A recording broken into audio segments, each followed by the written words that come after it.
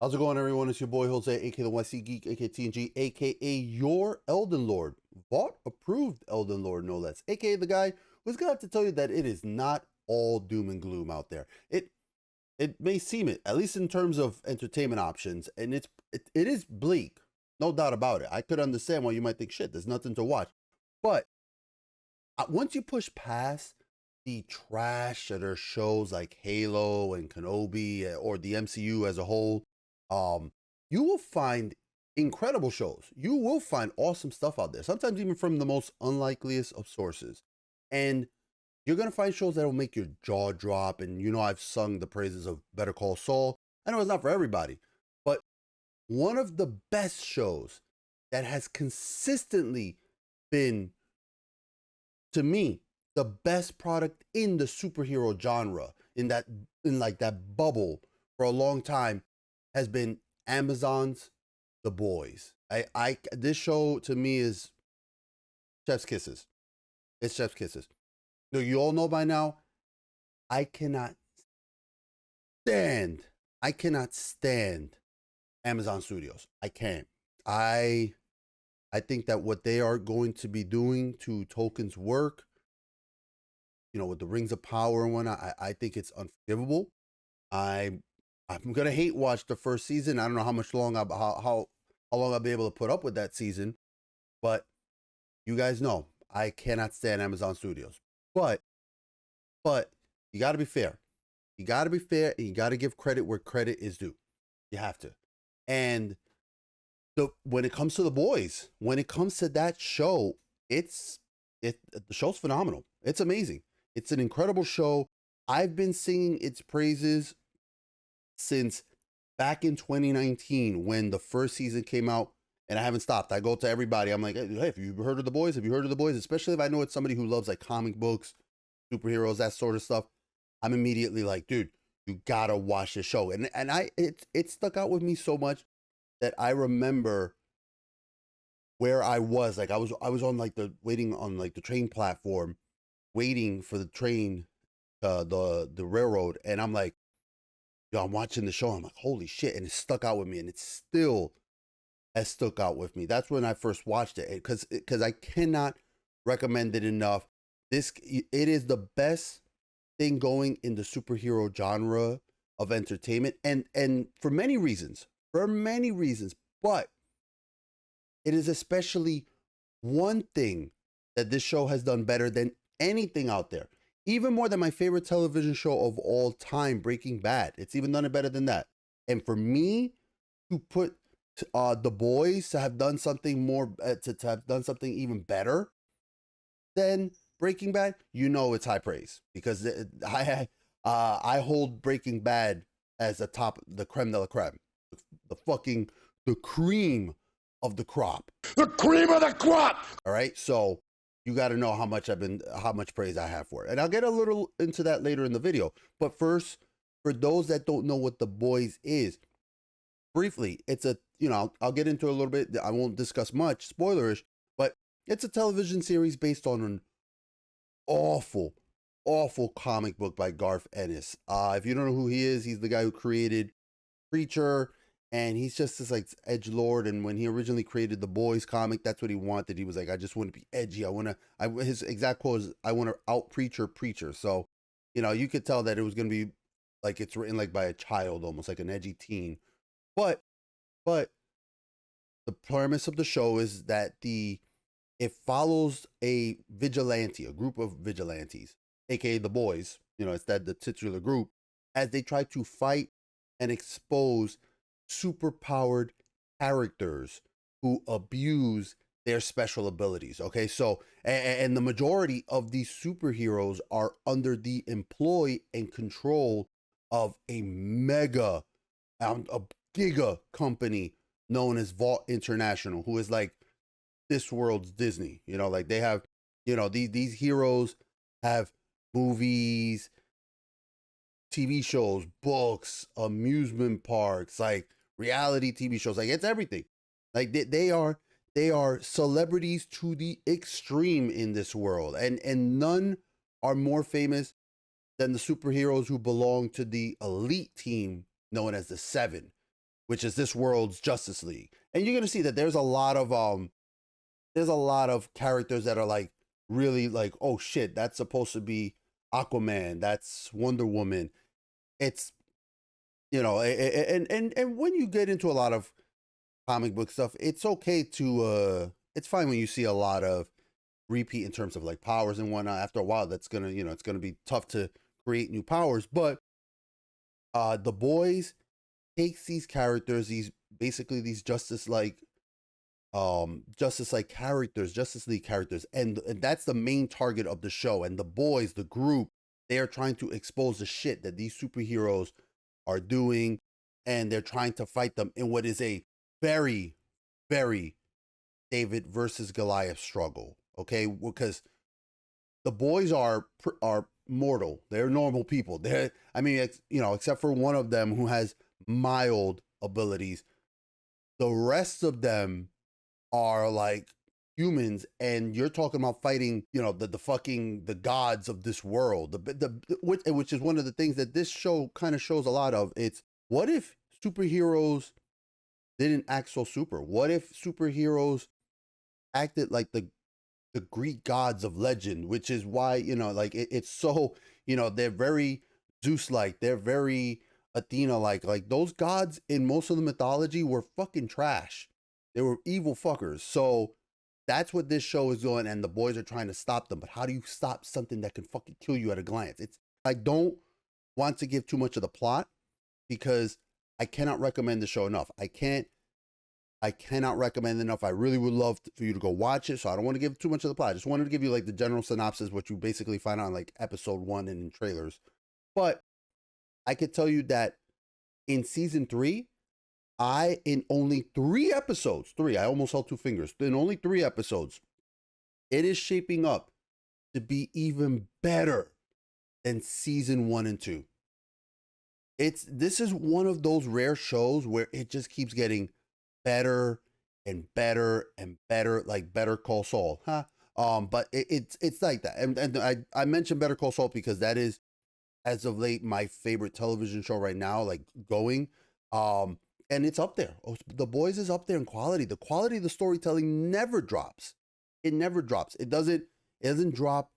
You know, it's not like Kenobi where it's full of plot holes, or, you know, of breaking the canon and its continuity, because that's what that show basically is doing, or having characters act in a way that they shouldn't. You know, it's the writing in The Boys is top tier.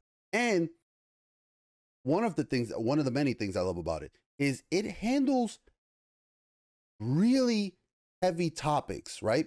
And it doesn't fumble them or try to be overly preachy for the sake of virtue signaling, like Picard, for example. That show is awful.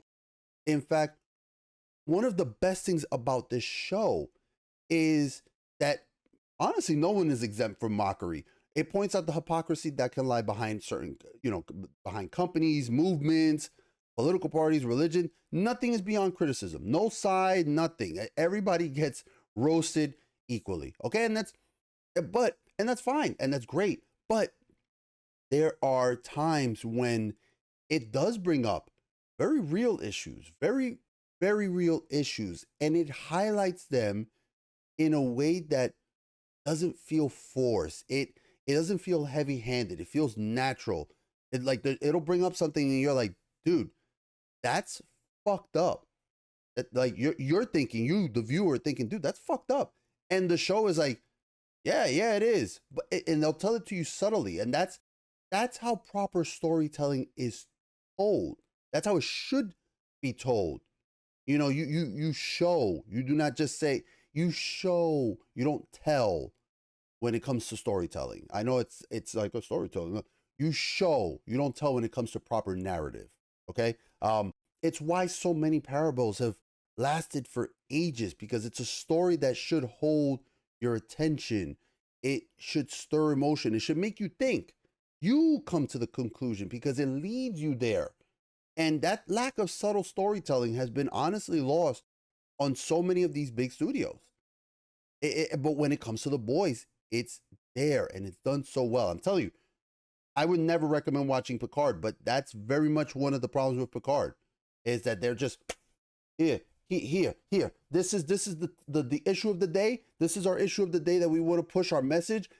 Take it, put it right in your mouth. Like, that's no. And then you're like, dude, fuck off. Get the shit out of here. I don't want to fucking listen to you. That's what The Boys doesn't do. Okay, so that's a big plus. And these characters are so fleshed out, and I can't. And let me tell you, I cannot heap enough praise on the acting here because it is stellar. There are some names that you might recognize, like Carl Urban, who you might remember him. Like my first exposure to him was he was Aylmer in Lord of the Rings, in the movies, in the trilogy. But you might remember him as like Dredd and whatnot. You have Karen Fukuhara, who you might remember her. She was in Suicide Squad. She played Katana. Elizabeth Shue. She's been in a billion things.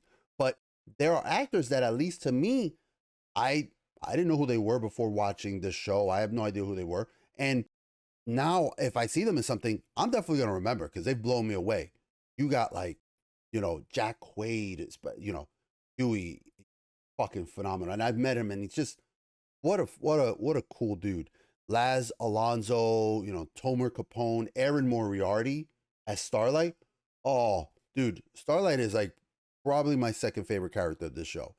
Like, she's fucking awesome. And especially Anthony Starr, who plays Homelander, who really is kind of like the star of this show. And he is the big bad of this series. And I'm going to say it, and you're going to hear me say this because it's kind of one of the thing I was talking about before that this show does better than anything else right now, is he plays, Anthony Starr, one of the most complex, in my opinion, one of the greatest villains of all time across all mediums. I've rarely seen a villain that is so deep, that is so layered, the way Anthony Starr plays Homelander. I can't stress this point enough because it is something that does have to be emphasized, especially nowadays, because I think a lot of people don't understand sometimes where my complaint comes with certain properties. Well, one of my complaints, in most works of fiction and fantasy, it's really the villain that drives the plot forward, okay? The hero or the group of heroes, like in Lord of the Rings or something like that, usually they're the means by which you may see the events develop, but the conflict, the eventual conflict with the villain, whatever the villain is up to, what they're doing, whatever next step in the nefarious plan, that is the where you see, like, what's driven forward, and that resolution of wanting to see the villain defeated is what drives it all forward. Few other mediums is the villain as important, as iconic as the superhero genre. It's important in a lot of mediums. Don't get me wrong. Fantasy and fiction, and when I say fantasy and fiction, it doesn't have to be super high elves or stuff like that. Like, you need, like sword and sorcery or just any type of fantasy and fiction. Like, you need a strong villain. And in comic books, that's especially true, because look at some of our most well-known heroes out there. Look at Superman, Batman, Spider-Man, Wonder Woman. You can go to some people and ask them who their politicians are, who runs this and who runs that. They won't know. But I bet you if you hold up the Superman logo, they'll know who Superman is. I bet you if you could go to somebody in, I don't know, in a whole other country, not even just America. You could go to someone in a whole other country and show them the Batman logo. They're gonna know who Batman is. I'm Batman. These characters, these superheroes are so iconic, and so are their villains. Their rogue galleries have spawned some of the most equally well-known characters in pop culture. The Joker, Lex Luthor, Catwoman, Venom, Two-Face, Brainiac. I mean, for fuck's sake, Brainiac was a term, like, you hear that is an actual term that some people call, like, like a fucking somebody who's really smart. You might go, stop being such a brainiac or something. That came from comic books. That came from Superman. That portmanteau. I think I pronounced that word correctly. You know, you Harley Quinn. Harley Quinn, dude. Harley Quinn, yes. Harley Quinn started out as a villain, you know, in the 90s animated Batman show. So there are villains who stand the who you know stand the test of time and they just keep going and they're and it's so important, it's so crucial. And I've said it constantly that one of the most glaring problems that the MCU has is their lack of a strong villain. They have done nothing in phase 4 or phase bore, as I've seen people call it, to build up anything even close to Thanos for people to care about. They haven't. And don't tell me that people give a fuck about, you know, Kang. They don't. They really don't. It's just so fucking shit poor right now. And but the boys has done just they've done more than just make a very powerful villain. Because you know, yes, Homelander is incredibly powerful. You know, within the setting of the boys, he is their Superman. He has super speed, super strength, invulnerability, flight, heat vision, X-ray vision, the fucking super hearing, all of those things. All of those things. But it's not just his physical powers that make him so terrifying, that make him so complex. We've seen evil Supermans before, which, you know, if you want to check out another great comic books property, check out The Incredibles. That's another fucking awesome show. But it's the contrast, okay? So it's the contrast between Homelander's great power and Anthony Starr masterfully executing his fragile ego, his emotional instability. This is a character who can alternate between happiness, like be super happy. Then he goes from like, oh, well, I don't give a fuck, like just uncaring detachment, and then extreme violence all in the same scene. He could flip a switch. And that there is so much complexity to Homelander.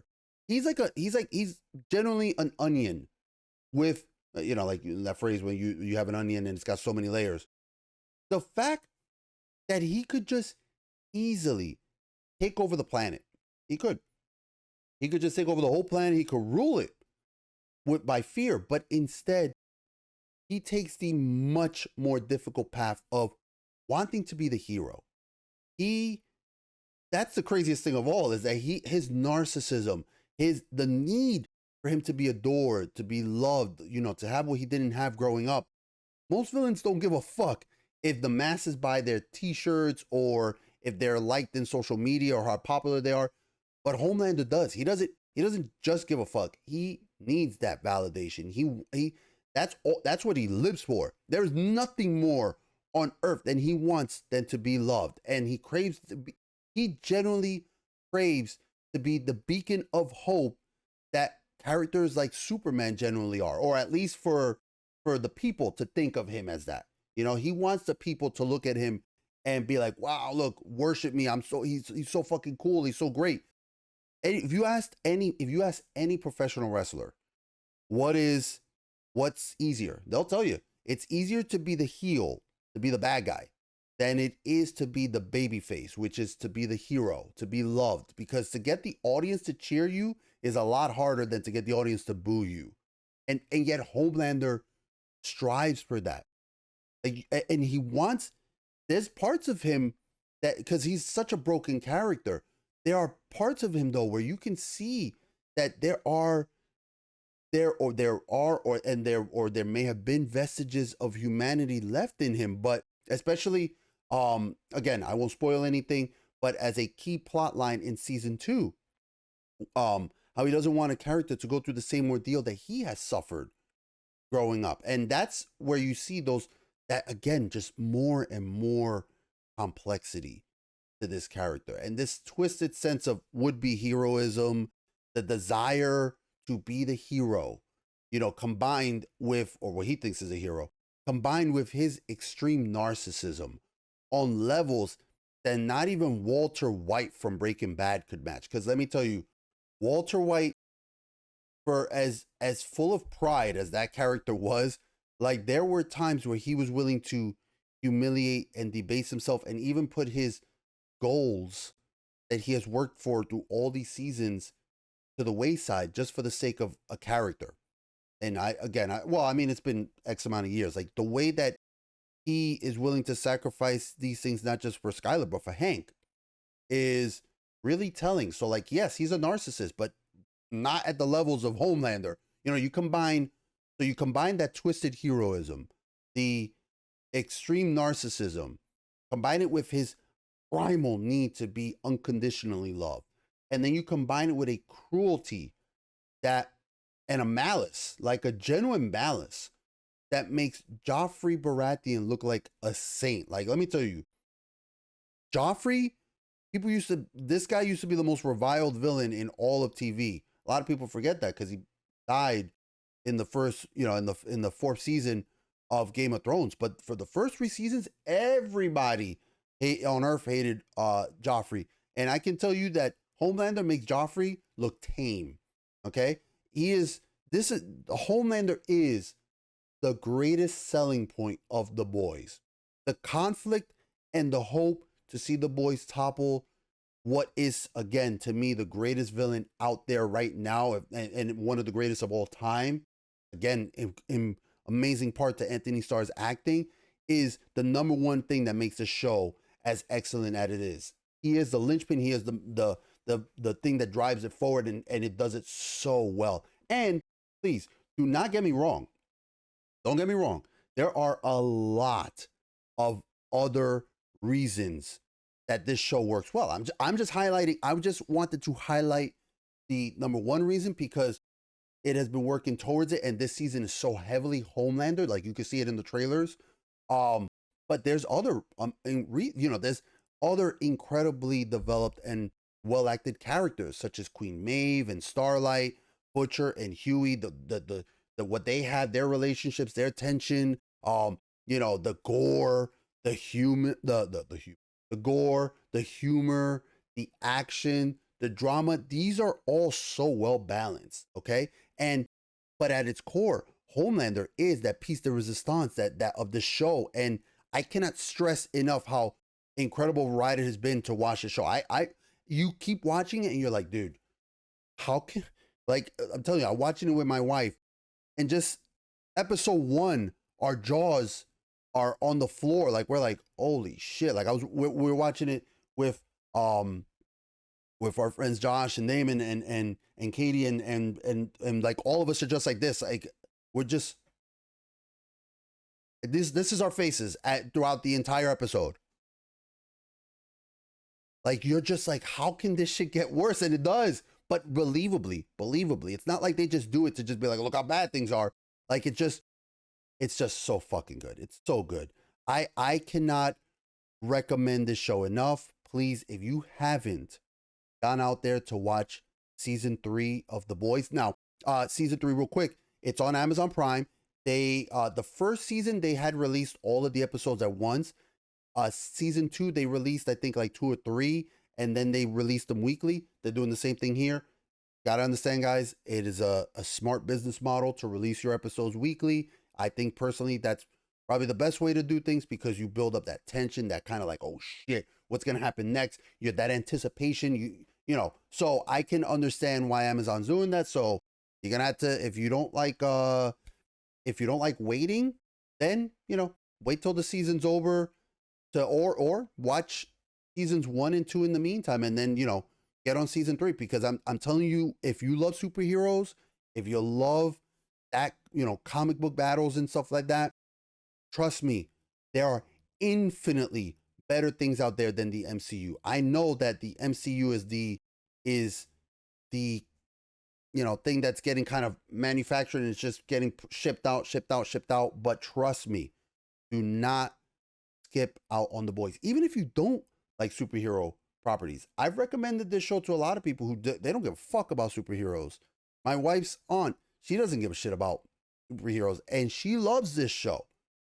She loves it. She can't name any other characters. Well, she can name a few other characters, but I'll tell you what, she's like this. She's glued to the TV every time. So I can't recommend it enough. I definitely tell you guys, check it out. Like I said, episode 1, 2, and 3 are out. They come out every Friday. I will be reviewing them now on Fridays. I'll watch them.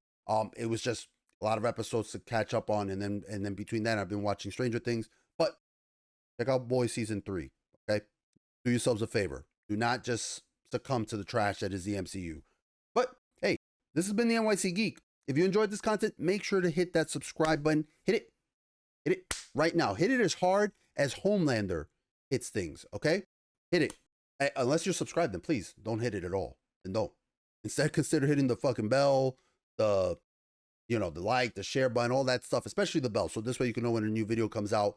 Let me know. Leave me a comment down below. Are you watching The Boys? I love engaging and responding to every single comment. If you don't like The Boys, let me know. Why don't you like it? Or if you do, if you're enjoying it, if you're like, oh shit, yeah, dude. Like, what are your theories? I love theory crafting with people because that's one of the reasons why I like waiting weekly, because you get that anticipation. You get to be like, yo, what do you think is going to happen? What do you think is going to happen? So leave it down below. I'd love to respond to you. And if you haven't already, please make sure to follow me over on twitch.tv/TheNYCGeek, where I do stream regularly on Sundays, Mondays, Wednesdays, and Thursdays, as well as follow me on that disgusting and filthy cesspool that is Twitter. It's gross out there. But remember always, your time is vital. It's precious. I thank you for sharing it. I truly do. Please stay safe out there. Take care of yourselves, and I'll see you guys next time. All right? Take care.